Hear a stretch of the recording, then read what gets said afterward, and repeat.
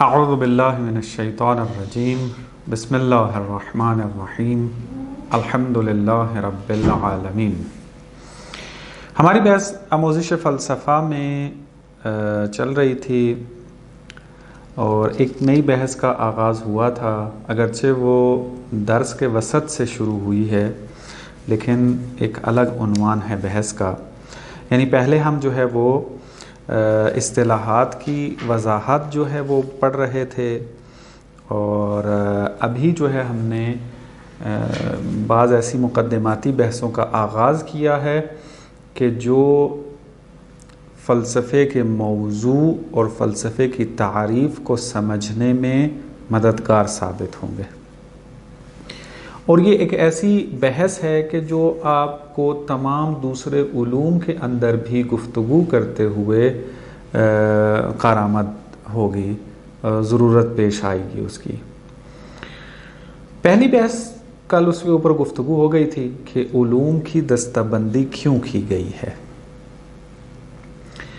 اور پھر یہ بحث ہوئی کہ فائدہ کیا ہے علوم کو دستہ بندی کرنے کا، تقسیم بندی کرنے کا اس کا، اور اس کے بعد پھر ملاک و معیار پہ گفتگو ہوئی کہ کن معیار اور ملاک کے تحت علوم کو تقسیم کیا جاتا ہے یا کیا جا سکتا ہے، تو اس میں مختلف معیاروں کا نام لیا گیا، اس کو مختصر طور پہ وضاحت کی گئی، لہذا تکرار کی ضرورت نہیں ہے۔ آج جو ایک موضوع کی طرف اشارہ کر رہے ہیں اسی کا ایک تسلسل ہے، وہ یہ ہے کہ موضوع اور مسائل کے درمیان کیا رابطہ ہے، کہ یہ اس کو ہم بعد میں بات کریں گے۔ ابھی میں اس کو وضاحت کرنے کے لیے ایک دو مثالیں دیتا ہوں آپ کو۔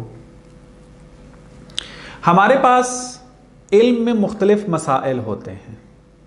مثلا اگر ہم اپنی فیلڈ کی مثال لیتے ہیں عربی ادبیات کے حوالے سے، تو ہم نحو کو جب پڑھ رہے ہوتے ہیں تو علم نحو کے یا علم نحو کے جو ہیں وہ مختلف مسائل ہیں۔ ہم کہتے ہیں کہ فاعل مرفوع ہوتا ہے اور مفعول جو ہے منصوب ہوتا ہے، حال جو ہے منصوب ہوتا ہے، یا اس قسم کی مختلف جو ہیں ہم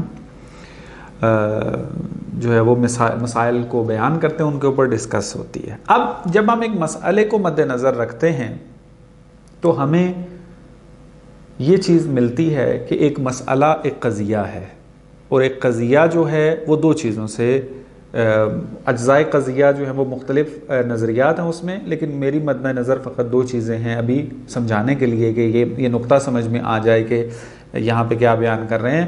وہ یہ کہ دو اہم رکن جو قضیہ کے ہیں، ایک موضوع ہے اور ایک محمول ہے۔ مثلا میں جب کہتا ہوں کہ فاعل مرفوع ہوتا ہے، فاعل منطق کی زبان میں کیا ہے؟ موضوع، اور مرفوع ہونا اس کا کیا ہے؟ محمول، چونکہ اس کے اوپر حمل ہو رہا ہے۔ تو ہر مسئلہ جو ہے وہ موضوع اور محمول کے اوپر مشتمل ہوتا ہے، چونکہ ایک مسئلہ علم کا جو ہے وہ ایک قضیہ ہے، اور قضیہ میں موضوع اور محمول کا ہونا جو ہے وہ ضروری ہوتا ہے۔ بس جب یہ مطلب بیان ہوا تو یہ نتیجہ نکلا کہ ایک علم کے مختلف مسائل ہوتے ہیں، اور ہر مسئلہ اپنا ایک موضوع رکھتا ہے۔ اس کا مطلب ہے کہ ایک علم کے بہت سارے موضوعات ہیں مسئلے کے عنوان سے، یعنی چونکہ مسئلہ ہے، مسئلے کا ایک موضوع ہوتا ہے۔ لیکن ایک چیز جو ہم نے ابھی پہلے درس میں یعنی پچھلے درس میں جو بیان کی تھی وہ یہ کہ ایک علم کا بھی موضوع ہوتا ہے، کہ جس کے ارد گرد کے اس کے بعد میں تفصیل سے ہم بحث کریں گے، کہ جس کے ارد گرد تمام مسائل علم جو ہیں وہ رہتے ہیں، اس سے باہر نہیں نکل سکتے۔ مثلا یہی جو مثال دی تھی آپ کو، اسی کی مثال لیتے ہیں کہ اگر ہم مسائل کو دیکھتے ہیں تو ہر مسئلے کا اپنا موضوع ہے، ایک مسئلہ ہے اس کا موضوع فاعل ہے، ایک مسئلہ ہے اس کا موضوع مفعول ہے، ایک مسئلہ ہے اس کا موضوع حال ہے، ایک مسئلہ ہے اس کا موضوع تمیز ہے، اس طریقے سے۔ یا مثلا ہم فلسفے کی اگر مثال لیتے ہیں کہ ہم جب مسائل فلسفہ میں وارد ہوتے ہیں تو ایک مسئلے کا موضوع ممکن ہے، ایک مسئلے کا موضوع واجب ہے، ایک مسئلے کا موضوع جو ہے وہ کیا کہہ لیں آپ اس کو وجود ذہنی ہے، اور اس قسم کے مختلف آپ مثالیں بنا سکتے ہیں۔ ایک مسئلے کا مثلا موضوع علت ہے مثال کے طور پہ۔ تو اب یہ جو موضوعات مختلف ہیں اور علم کا اپنا ایک موضوع ہوتا ہے، جیسے نحو کا موضوع کیا ہے؟ الکلمۃ والکلام، درست ہے، من حیث الاعراب والبناء۔ یہ جو الکلمہ یہ کیا ہے؟ علم نحو کا موضوع ہے، اور مسائل کے اپنے جزئی کیا ہوتے ہیں؟ موضوع ہوتے ہیں۔ اب سوال یہاں پر یہ اٹھایا جا رہا ہے کہ یہ جو علم ایک موضوع رکھتا ہے اور پھر مسائل کے بھی اپنے اپنے موضوع ہیں، موضوع علم اور موضوع مسائل کے درمیان کیا فرق ہے؟ کیا رابطہ ہے؟ بلکہ فرق نہیں، کیا رابطہ ہے ان کے درمیان؟ تو فرماتے ہیں کہ ہمارے پاس بعض ایسے علوم ہیں کہ جہاں پر موضوع علم اور موضوع مسائل کے درمیان رابطہ کلی اور جزئی کا ہے، یعنی موضوع علم کلی ہے اور مسائل کے موضوعات کیا ہیں؟ جزئی ہیں، اور موضوع علم کے مصادیق میں سے ہیں، چونکہ کلی اگر کوئی چیز ہو تو اس کے مصادیق ہوتے ہیں۔ جیسا کہ الکلمۃ والکلام جو آپ کی خدمت میں بیان کیا ہے کہ نحو کا جو موضوع ہے وہ کلمہ ہے من حیث الاعراب والبناء، کلمہ کلی ہے، فاعل، مفعول، تمیز، حال، یہ جو مختلف موضوعات بنتے ہیں مسئلے کے، یہ اس کلمے کے مصادیق میں سے ہیں۔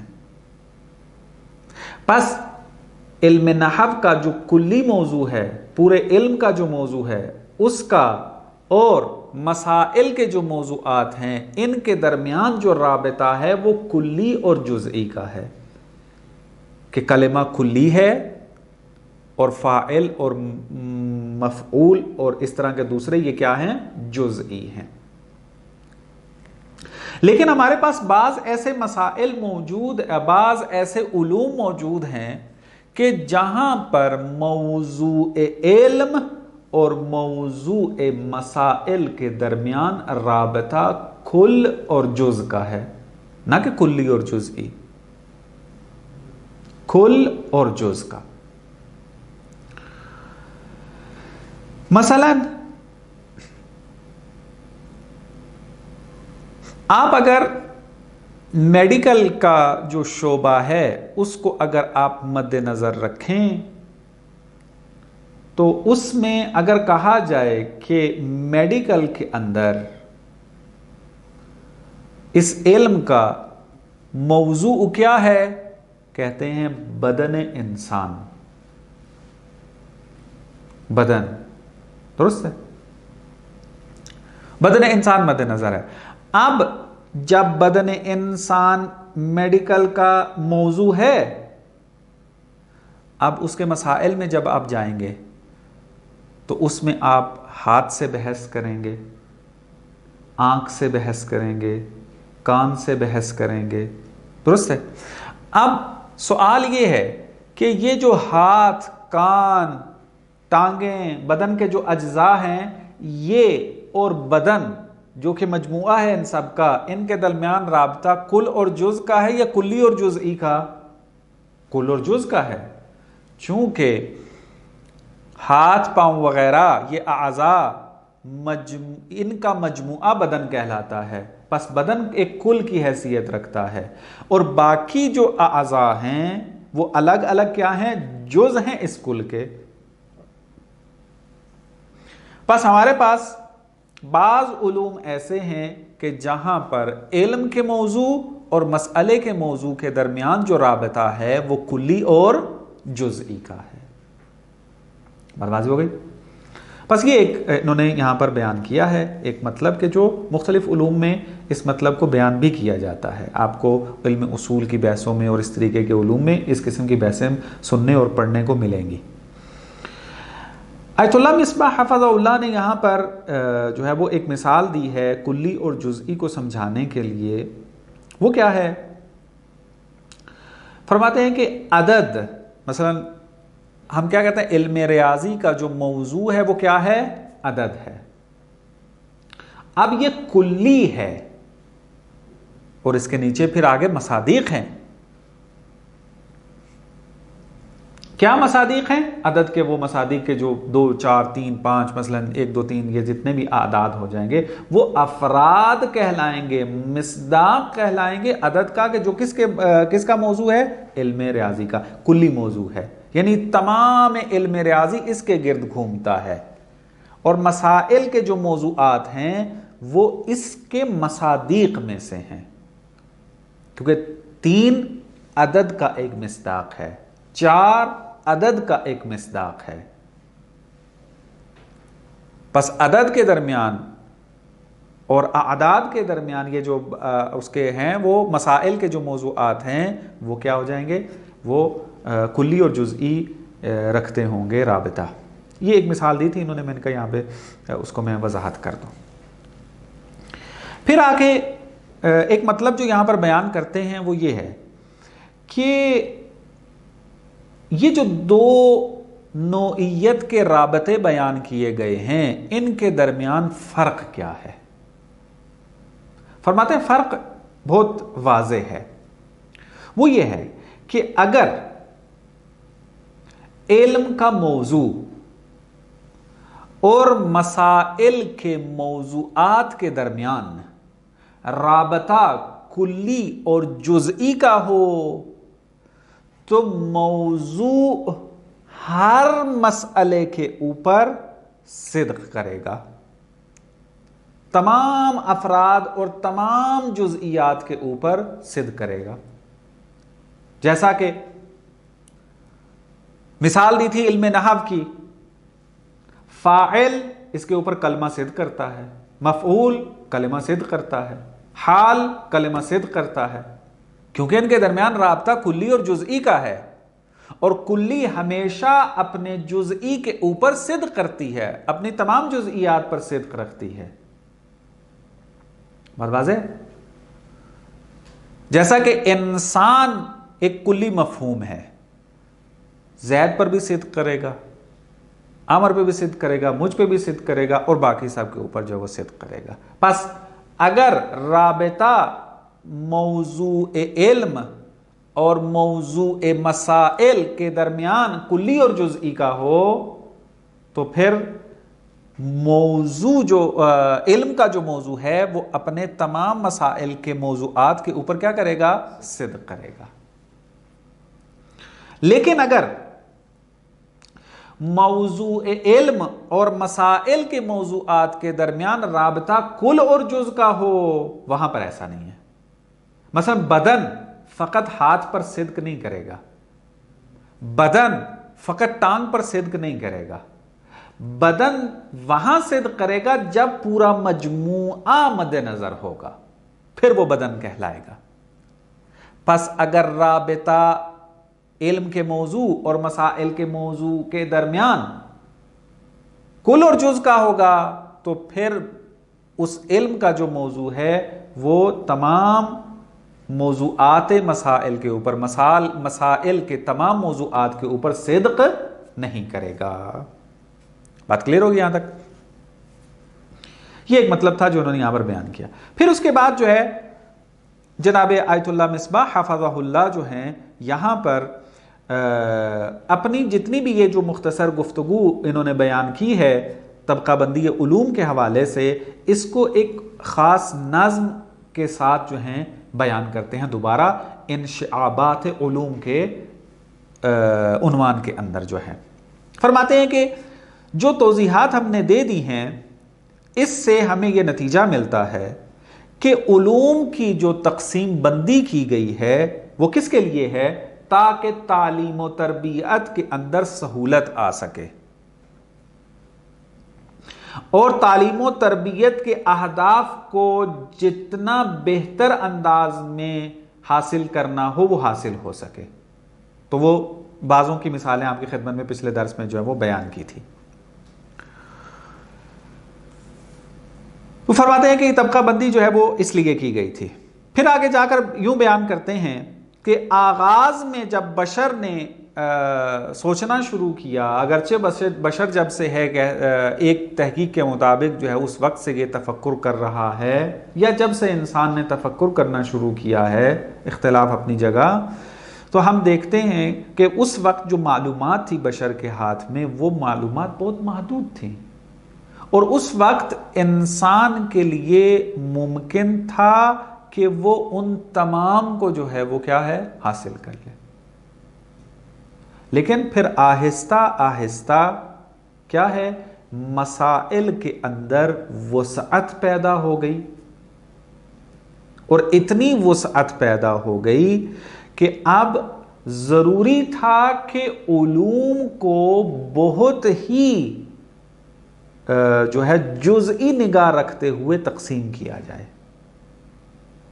یعنی مختلف علوم کو جو ہے وہ الگ الگ کر دیا جائے، تاکہ انسان جو ہے وہ آسانی کے ساتھ ان مطالب کو اگر حاصل کرنا چاہتا ہے کر سکے، یا جن مسائل کے ساتھ دلچسپی رکھتا ہے ان مسائل کو حاصل کر سکے، باقیوں کو حاصل کرنے کی ضرورت نہیں ہے۔ تو لہٰذا یہاں پر پھر آ کر یہ بیان کرتے ہیں کہ وسعت علم نے آ کر، دیکھیں چاند باتیں یہاں پہ پڑھ لیتے ہیں ہم، کیونکہ آگے چل کے ہماری بحث تھوڑی سی آپ یوں کہہ لیں کہ ٹیکنیکل ہوتی جا رہی ہے، تخصصی ہوتی جا رہی ہے، تو ہم کوشش کریں گے کہ بعض عبارتوں کا بھی بیان کریں، تاکہ چاہے کوئی عربی میں متن کو دیکھ رہا ہو، انگلش میں دیکھ رہا ہو، اردو میں دیکھ رہا ہو یا فارسی میں، اس کے لیے خود عبارت بھی کیا ہے واضح ہو جائے۔ مثلا یہیں پہ جو مطلب میں بیان کر رہا تھا وہ دیکھیں، آیت اللہ مصباح فرماتے ہیں کہ پہلے تو یہ صورتحال تھی کہ وہ کیا ہے حاصل کر سکتا تھا تمام علوم کو، ولی رفتے رفتے کے دائرہ مسائل وسعت یافت، مسائل کا جو دائرہ ہے وہ وسیع ہوتا گیا آہستہ آہستہ، و مخصوصاً بعد از آن کے ابزارهای علمی مختلفی برائے تحقیق در مسائل تجربی ساخته شد، اور کہتے ہیں مخصوصاً اس وقت کہ جب علمی مسائل کی تحقیق کے لیے بہت سارے جو ہیں وہ ابزار وسائل جو ہیں مسائل تجربی کے اندر تحقیق کے لیے ایجاد کر دیے گئے، تو بیش از ہمیں علوم تجربی به شعبه‌های گوناگونی تقسیم شد۔ تو قبل اس کے کہ باقی علوم تقسیم و تجربی علوم ان سب سے پہلے جو ہے وہ کیا ہو گئے، مختلف شعبہ جات کے اندر جو ہے وہ تقسیم ہو جاتے ہیں جا کر، وہ ہر علمی بے علوم جزئی تر منشعب گردید، اور ہر علم پھر ایک علم بنایا، پھر اس علم کے نیچے بھی بہت ساری شاخیں بن گئی، کہ کل مختصر سا اس کی طرف اشارہ ہوا تھا۔ پھر فرماتے ہیں کہ بے طور کلی انشعاب علوم بے چند صورت انجام میں پذیرت، کہ یہ جو علوم کا شاخ شاخ ہونا ہے، شعبہ شعبہ ہونا ہے، علم کا مزید دوسرے علوم میں تقسیم ہونا ہے، وہ چند صورت میں ہو سکتا ہے، یا اس صورت میں ہوگا کہ ایک موضوع جو علم کا قرار دیا تھا اس کل موضوع کو ہم کیا کر دیں، مزید چھوٹے چھوٹے اجزاء میں تقسیم کر دیں، اور ہر جز کو پھر کیا کر دیں، ایک علم کا نام دے دیں۔ جیسا کہ مثلا یہ مثال دیتے ہیں کہ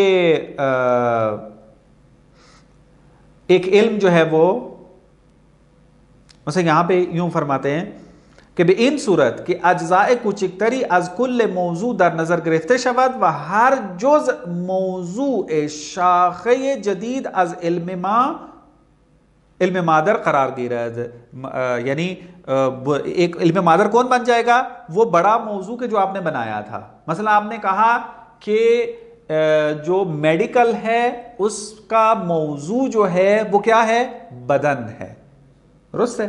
اب آپ نے کیا کیا، اس بدن کے مختلف اجزاء کیے، آنکھ، کان، ناک، دانت، ہر ایک الگ الگ علم میں تبدیل ہو گیا۔ اسی لیے آپ آج دیکھیں کہ جو کان کا ڈاکٹر ہوتا ہے اس کو آنکھ کے بارے میں اتنی معلومات نہیں ہوتی، اور وہ جو علوم پڑھ رہا ہوتا ہے وہ علوم فقط کس کے ساتھ مربوط ہوتے ہیں؟ کان کے ساتھ مربوط ہوتے ہیں۔ یہ ایک جو ہے وہ تقسیم ہم کر سکتے ہیں۔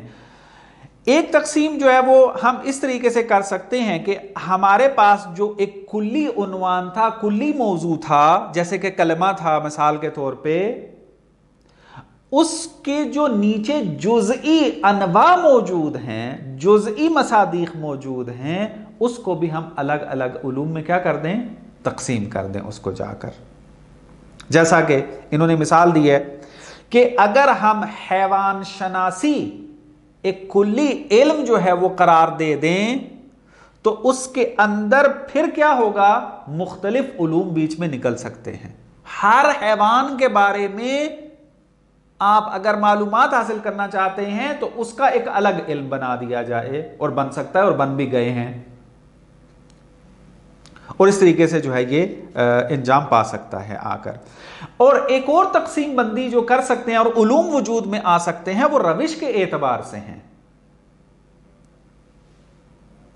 آپ ایک علم کے اندر تحقیق کرنا چاہتے ہیں، مسائل علم کو جو ہے وہ بیان کرنا چاہتے ہیں، لیکن اگرچہ ان کا عنوان ایک ہی ہے لیکن روش تحقیق مختلف ہے، ہر روش کو ایک الگ علم کا عنوان دے دیں۔ مثلا خدا شناسی اگر آپ ایک عنوان دیتے ہیں اور پھر اس خدا کی معرفت کے اندر اس کی تحقیق میں مختلف روشیں اور میتھڈ موجود ہیں، تو آپ کیا کرتے ہیں؟ آپ ہر روش کو ایک الگ عنوان دے دیتے ہیں۔ آپ کہتے ہیں کہ خدا شناسی فلسفی، خدا شناسی عرفانی، خدا شناسی کلامی، اب یہ الگ الگ جو ہے وہ اس کی شاخیں بن جاتی ہیں۔ بس یہاں بھی اگر روش کے اعتبار سے بھی دیکھیں تو پھر بھی کیا ہے؟ مختلف علوم وجود میں آ جاتے ہیں۔ واضح؟ بس نتیجہ یہ نکلا کہ ہمیں یہ بات سمجھانا تھی، اور آیت اللہ مصباح کا ہدف یہ تھا کہ پتہ چلے کہ تقسیم بندی کیوں کی گئی، کیسے کی گئی، کن معیاروں کے مطابق بیان کی گئی، اور پھر موضوع مسائل اور موضوع علم کے درمیان کیا رابطہ پایا جاتا ہے۔ یہ درس جو ہے وہ اپنے جو ہے وہ اختتام کو پہنچتا ہے۔ اس کے بعد ہمارا چھٹا درس جو ہے وہ شروع ہوتا ہے، اور عنوان رکھا گیا ہے فلسفہ چیست، یعنی فلسفہ کیا ہے۔ عرض کیا تھا کہ یہ جو مسائل ابھی ہم نے پڑھنا شروع کیے ہیں، ہم نے ان مسائل کو آہستہ آہستہ سمجھ کر فلسفے کی حقیقت کو سمجھنا شروع کرنا ہے۔ تو اب یہاں تک ہمارے لیے یہ بات واضح ہو گئی کہ موضوع علم اور موضوع مسائل کے درمیان کیا رابطہ ہے۔ تو ہم نے کہا دو رابطے پائے جاتے ہیں، یا کلی اور جزئی کا ہے یا کل اور جز کا ہے۔ اب اگلا مسئلہ جو یہاں پر اٹھاتے ہیں وہ یہ ہے کہ موضوع اور مسائل کے درمیان کیا رابطہ ہے۔ پہلے موضوع کے درمیان رابطہ چل رہا تھا، ایک علم کا موضوع تھا اور دوسرا مسائل کا موضوع تھا، یا اس کے موضوعات تھے، اس کے رابطے میں تھا۔ لیکن اب کیا ہے؟ ہم موضوع کا مسائل کے ساتھ کیا رابطہ ہے اس پر جو ہے وہ یہاں پر گفتگو کریں گے، کہ اس کو چونکہ تفصیل طلب مطلب ہے، مزید تفصیل سے بیان کرنے کی ضرورت ہے۔ اگر اس مسئلے میں وارد ہوگے تو کافی ٹائم لگ جائے گا، کہ انشاءاللہ اس کو پھر چونکہ نیا مطلب ہے تو اس کے نئے درس میں بیان کریں تو زیادہ بہتر رہے گا۔ وصلی اللہ علی محمد و آل محمد۔